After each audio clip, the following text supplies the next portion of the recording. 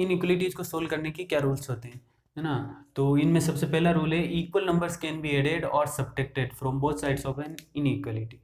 यानी कि किसी इनइक्वलिटी के दोनों साइड, देखो इसको ध्यान से देखना, इक्वल नंबर्स की बात हो रही है और बोथ साइड्स की बात हो रही है, यानी कि किसी इक्वल नंबर को इनइक्वलिटी के दोनों साइड ऐड या सब्ट्रैक्ट कर सकते हैं। तो जो साइन ऑफ इनइक्वलिटी है उस पर कोई फर्क नहीं पड़ेगा। जैसे एक एग्जांपल लेता हूँ, 8 इज ग्रेटर देन 2, ये ट्रू स्टेटमेंट है ना, 8 इज ग्रेटर देन 2। अगर मैं दोनों साइड दो ऐड करता हूँ तो जो रिजल्ट मिलेगा क्या मिलेगा, 10 इज ग्रेटर देन 4, ये भी ट्रू होगा और इनइक्वलिटी पे कोई फर्क नहीं पड़ रहा है। यानी कि यहाँ पे ग्रेटर देन है तो यहाँ पे भी ग्रेटर देन ही होगा। वैसे ही हम सब्ट्रैक्शन में भी देख सकते हैं, 8 इज ग्रेटर देन 2, अगर मैं दोनों साइड दो सब्ट्रैक्ट करता हूँ, यहाँ पे मैंने -2 किया, यहाँ पे भी -2 किया, तो ये कितना होगा, 6 ग्रेटर देन 0। ये ट्रू स्टेटमेंट था। साइड दोनों साइड सब्ट्रैक्ट करने के बाद जो रिजल्ट मिला वो भी ट्रू है और साइन ऑफ इनइक्वलिटी पे कोई चेंज नहीं है। बस ये कहता है फर्स्ट रूल। ठीक है, रूल नंबर 2। अच्छा, रूल नंबर 2 से पहले अगर किसी को समझ में नहीं आया तो एक प्रैक्टिकल एग्जांपल से बताता हूँ मैं ना। जैसे राजू और रानी सीढ़ियों पे बैठे हैं ना, इस पोजीशन में राजू अभी आगे है, रानी पीछे है। तो अगर वो दो स्टेप आगे लेते हैं तो राजू अभी भी आगे रहेगा, रानी अभी भी पीछे रहेगी। मतलब पोजीशन नहीं चेंज होनी, यानी कि जो पहले आगे था वो अभी भी आगे है, जो पहले पीछे थी वो अभी भी पीछे है। साइन ऑफ इनइक्वलिटी पे कोई चेंज नहीं। बस फर्स्ट रूल यही कहता है। Okay, rule number 2। Second rule क्या है इनइक्वलिटी को सोल्व करने का, equal positive numbers can be multiplied both sides of an inequality, sign of inequality will not change. यानी कि किसी इनइक्वलिटी के दोनों side positive equal number multiply कर सकते हैं तो साइन ऑफ इनइक्वलिटी पे कोई फर्क नहीं पड़ेगा। देखो ध्यान से देखना क्या लिखा हुआ है, इक्वल नंबर की बात हो रही है और पॉजिटिव नंबर की बात हो रही है, किधर, दोनों साइड।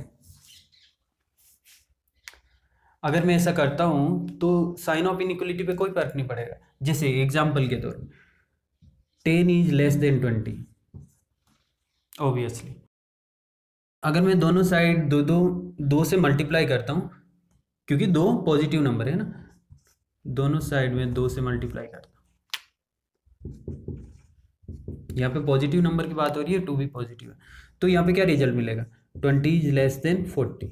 देखो हम लोग जो स्टेटमेंट लेके चले थे वो ट्रू था, और 2 से मल्टीप्लाई करने के बाद जो स्टेटमेंट आया वो भी ट्रू है, और साइन ऑफ इनइक्वलिटी पे कोई फर्क नहीं पड़ेगा। लेकिन अगर यही चीज नेगेटिव के साथ होती, यानी कि इक्वल नेगेटिव नंबर के साथ, अगर हम इक्वल नेगेटिव नंबर अगर हम मल्टीप्लाई करते दोनों साइड किसी इनइक्वलिटी के, तो sign of inequality will be reverse. कैसे, देखो एग्जांपल के दो, यही वाला एग्जांपल ले रहा हूँ, 10 is less than 20 true statement है। अगर मैं दोनों साइड -2 से मल्टीप्लाई करता हूँ,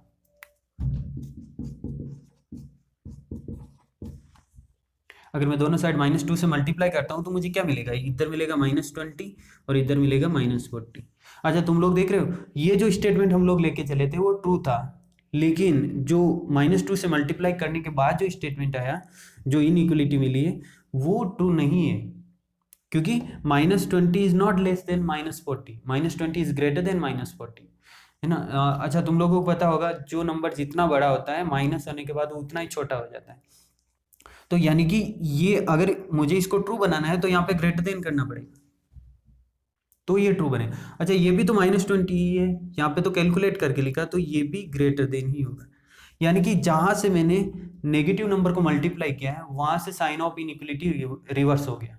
यानी कि अगर मेरे पास ग्रेटर देन है, सॉरी लेस देन है, तो वो ग्रेटर देन हो जाएगा, और अगर ग्रेटर देन है तो वो लेस देन हो जाएगा।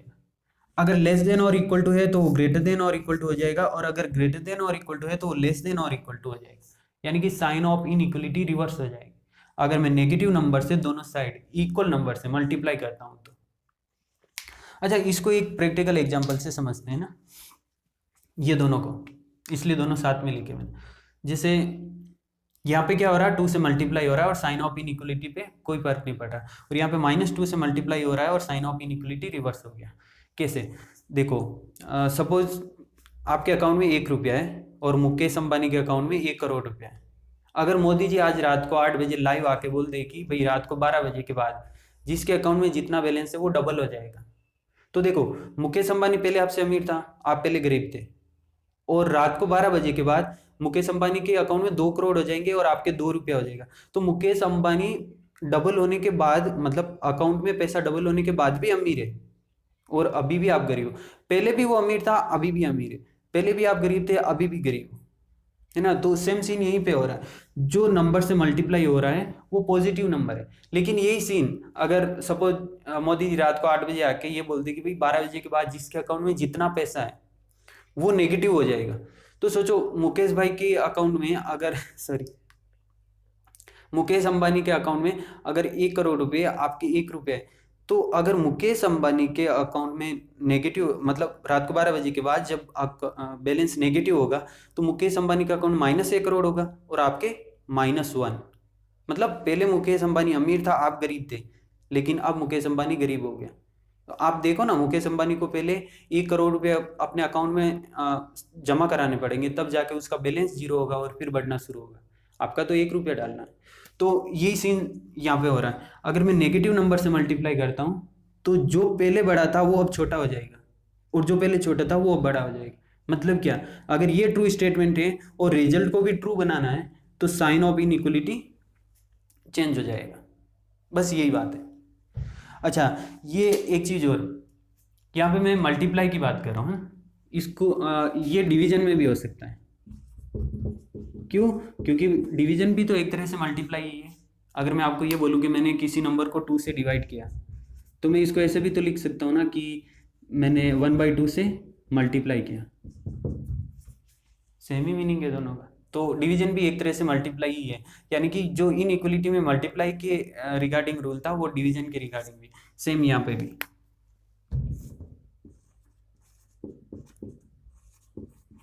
ठीक है, तो इनइक्वलिटीज को सोल्व करने का चौथा रूल क्या है? क्या कहता है? If we cancel negative sign both sides of an inequality, sign of inequality will be reversed. यानी कि अगर किसी इनइक्वलिटी के दोनों साइड माइनस साइन को कैंसिल करना है तो साइन ऑफ इनइक्वलिटी चेंज हो जाएगा। जैसे -2 is greater than -5। Yes, obviously अगर मैं माइनस को कैंसिल कर देता हूँ दोनों साइड, यानी कि अगर माइनस को कैंसिल करूंगा तो यहाँ पे क्या मिलेगा मेरे को? 2 और इधर 5। तो इस रूल के अकॉर्डिंग अगर माइनस को कैंसिल करना है तो साइन ऑफ इनइक्वलिटी रिवर्स हो जाएगा, जो कि ट्रू भी है। देखो ये स्टेटमेंट लेके चले थे हम लोग, जो कि ट्रू है, और क्या किया? नेगेटिव साइन को कैंसिल किया। तो जो स्टेटमेंट मिलेगा वहां पे साइन ऑफ इनइक्वलिटी को रिवर्स करोगे तो ही ट्रू होगा। देखो ना तुम लोग, 5 is greater than 2 is less than 5, -2 is greater than -5, है ना। तो अपने को जो क्वेश्चन मिलेगा कुछ इस तरह से मिलेगा, जैसे -x, मतलब क्वेश्चन के अंदर आएगा, अलग से ऐसे क्वेश्चन नहीं मिलेगा। तो जैसे ऐसे आएगा -x ग्रेटर देन और इक्वल टू -y -5, तो क्या करेंगे? -x ग्रेटर देन और इक्वल टू, माइनस को कॉमन लिया तो y + 5, और अब मैं माइनस को कैंसिल करूंगा तो साइन ऑफ इनइक्वलिटी को रिवर्स करूंगा, यानी कि अभी ये दोनों इक्विवेलेंट है, कुछ इस तरह से। ठीक है, याद रखना है। रूल नंबर 5 क्या कहता है? If we shift negative sign from one side to other side, sign of inequality will be reverse. यानी कि अगर माइनस को शिफ्ट करना है एक साइड से दूसरी साइड, यानी कि लेफ्ट हैंड साइड से राइट हैंड साइड या राइट हैंड साइड से लेफ्ट हैंड साइड, तो साइन ऑफ इनइक्वलिटी चेंज हो जाएगा। क्यों? कैसे? देखो सपोज मैं लेता हूँ -10 इज लेस देन 2।